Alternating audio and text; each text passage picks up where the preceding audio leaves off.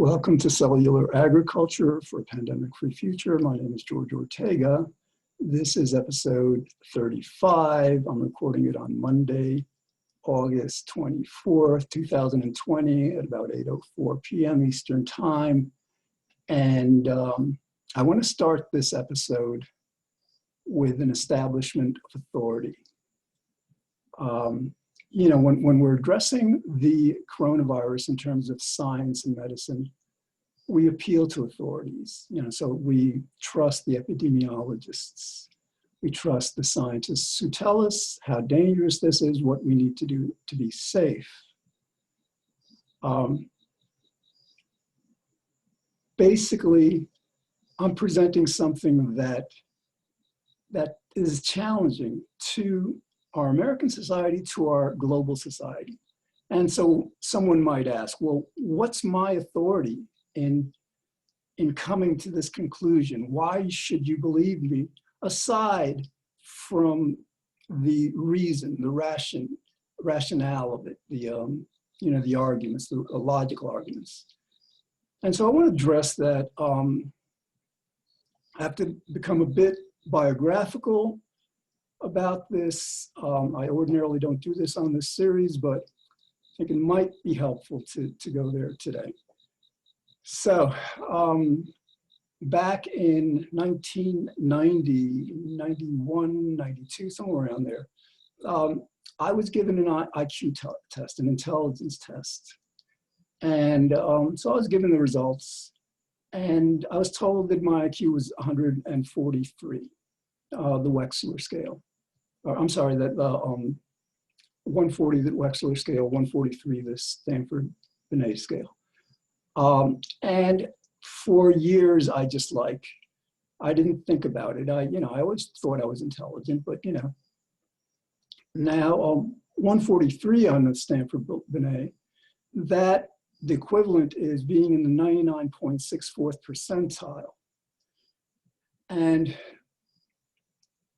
to describe, to explain the relative significance of that, let's go to the profession that I admire most in the world, because they do so much good, and because they have to train so many years to do this good, are doctors. Doctors save so many lives. They make our lives so much better than they would be otherwise. Okay, and what's interesting is that among all the professions, including rocket scientists and nuclear physicists, quantum physicists, including every other discipline, it turns out that doctors have the highest IQ. Okay, well, their IQ on average, the IQ of the average doctor is about 120. So my IQ is almost 25 points higher than that. And it's within the realm of the average Nobel laureate. Okay, so why is this IQ important? We live in a world where people work really hard to obtain advanced degrees, get their doctorate, and that establishes them for them these credentials of expertise. Now, sometimes these credentials are justified; they're verified through what they actually know, their expertise, what they actually can do. Like with doctors, often it grants certain people in our society an undeserved, perhaps, or an unwise authority, an authority that we might not be so wise in conferring to them. So now let's pull this back to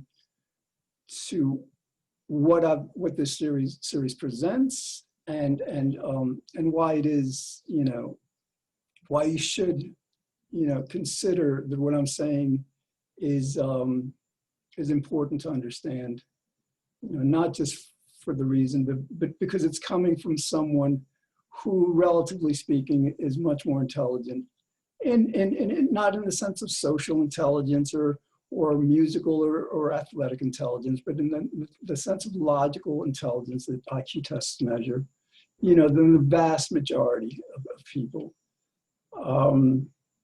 So when you hear our experts, like our epidemiologists, for example, or our pandemic prevention experts, hear about what we need to do to prevent future pandemics, very few of them are talking about farming animals, about how our farming animals is actually the root cause of these pandemics, without which we would be living in a virtually pandemic-free world.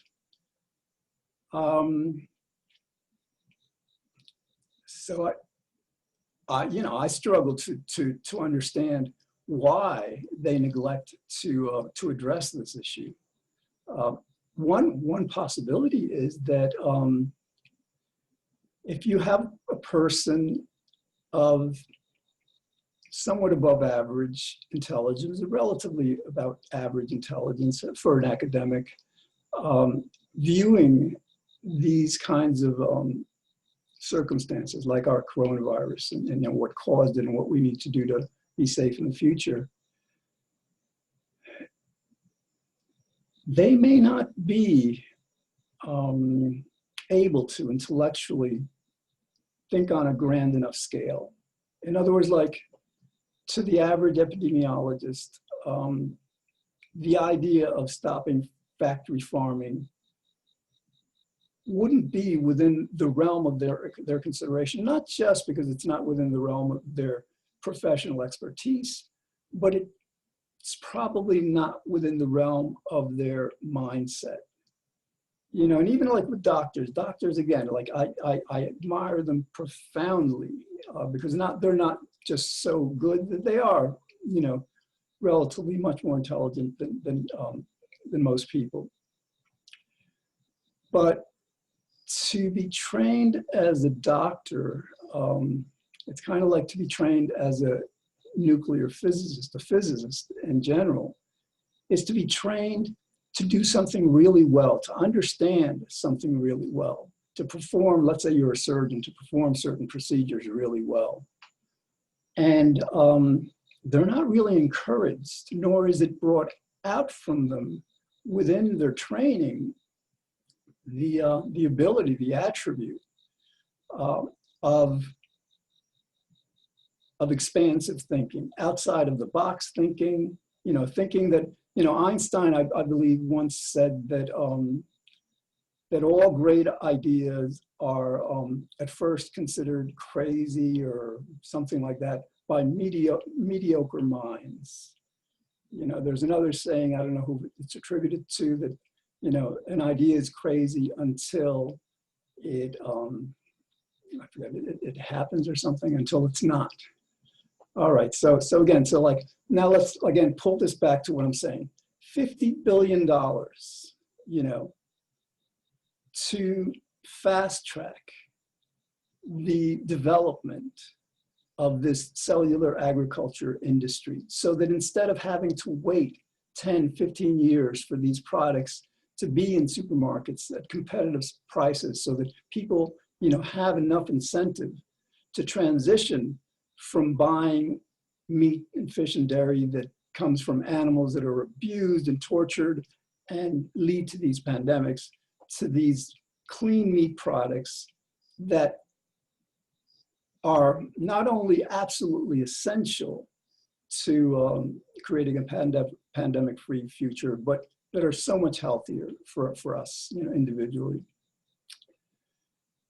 So $50 billion, that may seem like a lot to you. And I'm not advocating that this get spent, this get, distributed, in January. Well, I mean, Biden will I imagine, be inaugurated on the 20th, somewhere around there in January. But by March, by the the spring of 2021, it makes consummate sense to release these funds to the biologists, the chemists, the engineers that are responsible for solving the research challenges that yet need to be solved for us to scale up the industry from growing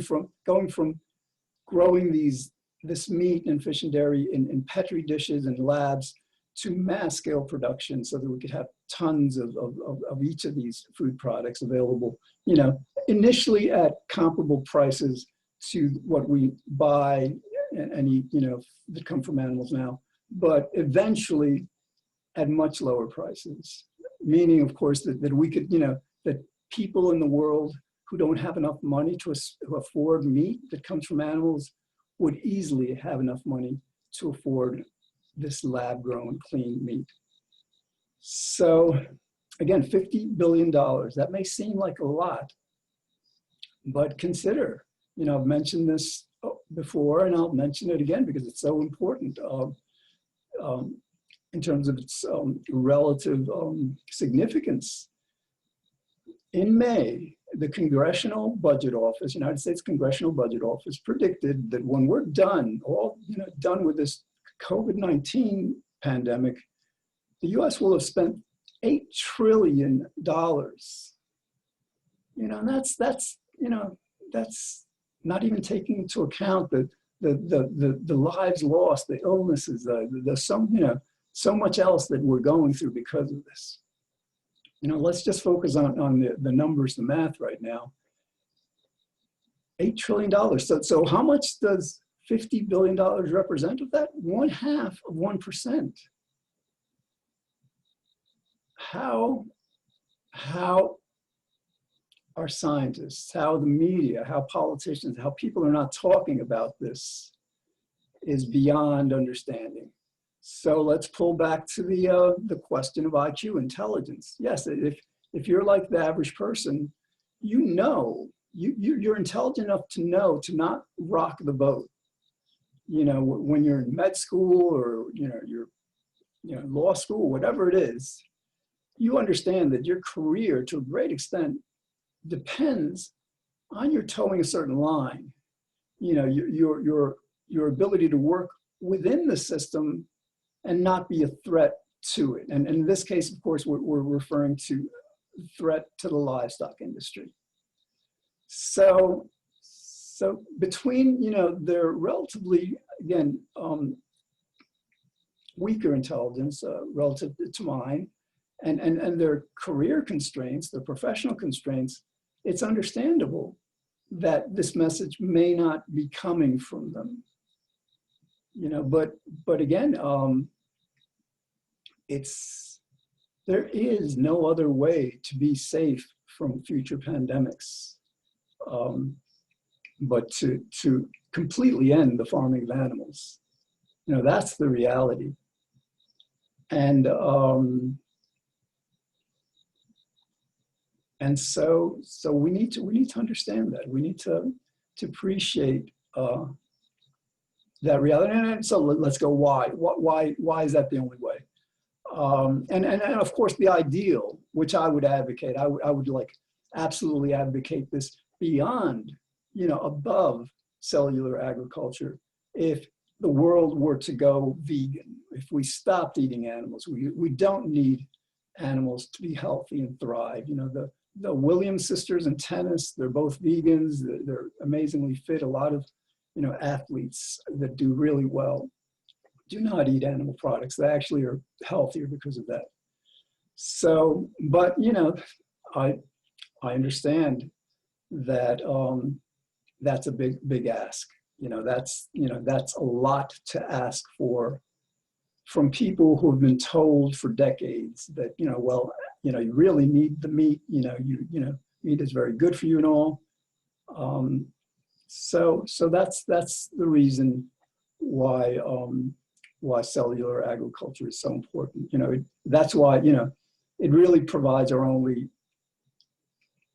you know, reasonable chance. And it's a powerful protectant though. In other words, like I was watching a video. I'm going to have to do a bit more research with an expert in the field, and I've got to call up the video again. Maybe I can view it again, get the person's name, follow up on it. But one person in a panel that we're discussing how to prevent future pandemics suggested that the livestock industry is responsible for 95+% of these pandemics. So just do the logic. So if that's the case, then to shift from livestock, from farming animals to cellular agriculture is going to make us 95+ safer from pandemics. Okay. And again, why is cellular agriculture our only, again, given that we're not going to go vegan? If we go vegan, I'd love to be wrong on that, I would absolutely, if we had an epiphany, a moral reformation, a leap of conscience, and our world became vegan, that would be so much better than cellular agriculture. But, why is, that considered cellular agriculture our only means of remaining safe, of being safe? We're not safe now. Because the only other option is vaccines, universal vaccines, vaccines that will protect not just against this strain of the coronavirus, this SARS-CoV-2, but again, against any and all strains or most strains of coronavirus. And you might have a different universal vaccine that would protect us against the influenza viruses and the different other kinds of avian flu, swine flu. There are different viruses. And so the problem with that, that's a great solution. That's a great solution from a scientific, technological perspective. But the problem is that that will take us 10, 20, perhaps 30 years to develop. Again, like I keep mentioning that the AIDS pandemic was identified in the 80s, and they began to work on a vaccine for that. And here, 40 years later, they don't have a vaccine for AIDS, HIV. And that'll tell you how difficult it is too, because we have lost 20 million people, throughout the world as a result of HIV/AIDS. So this research challenge of scaling up cellular agriculture so that we can have these products in supermarkets at very affordable costs and ultimately at much better prices, much less expensive prices than our farm-based meat, that would be ideal. That would be a godsend. Okay, let's do some brainstorming now. Then, if the logic to this is so powerful, so incontrovertible, really, there's nobody saying anything different. I mean, anybody who addresses it. Some people may not, bring up the issue of cellular agriculture, just focusing on the vaccine. But they're not promising any quick fixes because they understand the challenges that lie ahead. So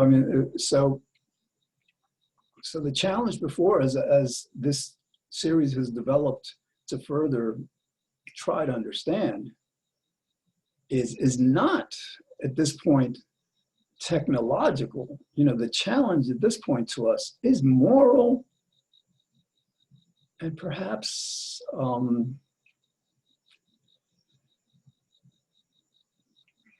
courageous, because I'm not going to say that, a person of the average intelligence, IQ 100%, can understand this, easily understand this. This is not difficult to understand. So it's not that we don't understand, what we face that is preventing us from doing what we need to do. And so let's explore what some of these factors are that are slowing us down, delaying us. Again, one, I referred to before is many of us who are in positions of power and positions of potential influence are afraid of rocking the boat. They don't want the livestock industry worth $1.3 trillion, after them for advocating its end. You know, epidemiologists don't want to be accused of speculating, theorizing outside of their field, even though, you know, the arguments they could present in favor of self-ag, knowing what they know about how difficult it is to develop vaccines, would be powerful and effective. Most of us, I think, we need to do some serious soul searching. There was a survey taken a while back, and there are two groups of people that apparently, I mean, I don't know how accurate this survey is, but are apparently more hated than any other group on the planet. I don't know if this was a national survey. And the first group is drug addicts, you know, people who are, and, you know, I think we're finally realizing that people are, you know, are addicted to recreational drugs, or addicted to medical drugs, the opioid epidemic. And it's unfortunate that there's a hatred toward this population who's basically a victim of, for example, in the case, again, I respect doctors profoundly, immensely, but they do overprescribe opioids, you know, and a lot of people suffer because of that. So, but the second group, the group that's second most hated, are vegans. That will tell you everything you need to know about the moral depravity of our society, certainly of our American society. To hate the people among us who are being most virtuous, who are sacrificing so much by not eating these animals, who understand the cruelty of these animal farms, especially the factory farms, to hate these people for this goodness, that's depraved. That is really horribly evil, you know, and that may explain part of this. You know, people don't want to be faced with the evil that we've been doing for decades, and they'll do anything they can to avoid facing that, including, I suppose, subjecting themselves to pandemics like this.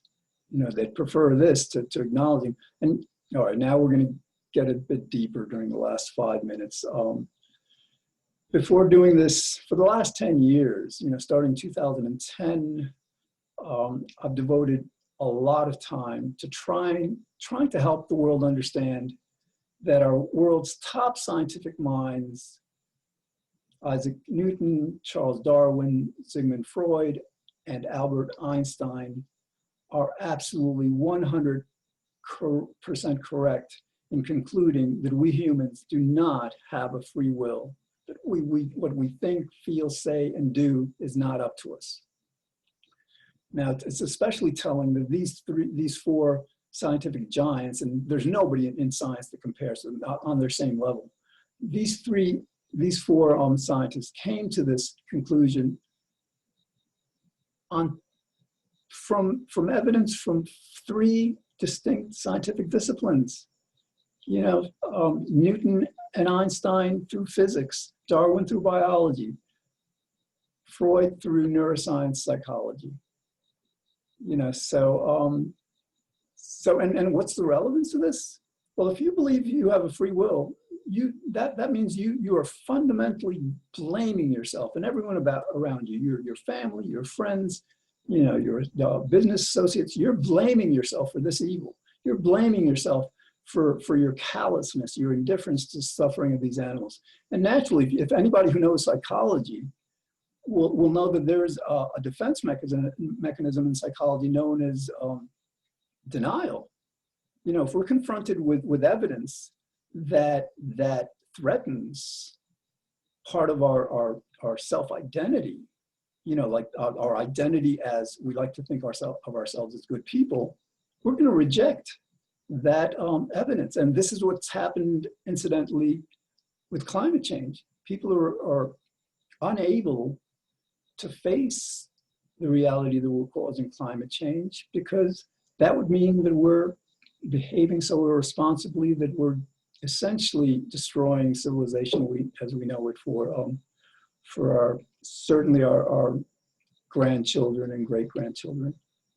you know, and even our children. And actually, you know, at the rate it's progressing, perhaps even ourselves, because this coronavirus, the extent of coronavirus pandemics is accelerating, not just because there are more people on the planet, more airline flights, more deforestation, but also because the climate is making this more conducive. You know, apparently these viruses like the heat. So let's understand. You know, let's come to the acceptance that no, we don't have a free will. You know, we're born into this society, and everybody's eating meat and fish and eggs and dairy, and nobody's talking about it, and nobody's questioning it. The experts certainly aren't, the politicians aren't, the clerics aren't, you know. So it's completely justifiable, understandable for us to suppose that what we're doing is not evil. Now, you know, again, even someone even average intelligence, they put two and two together, you know, if they're courageous enough to face it, they understand that no, this is horrible, regardless of all, you know, how many people are doing it, regardless of how long it's been done. We came to the same kind of revelation regarding slavery.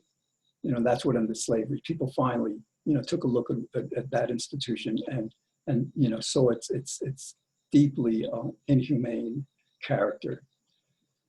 So, all right, well, I think, again, you know, I tried to establish a bit of authority for my message. And yeah, if that helps you to better appreciate what I'm saying, good.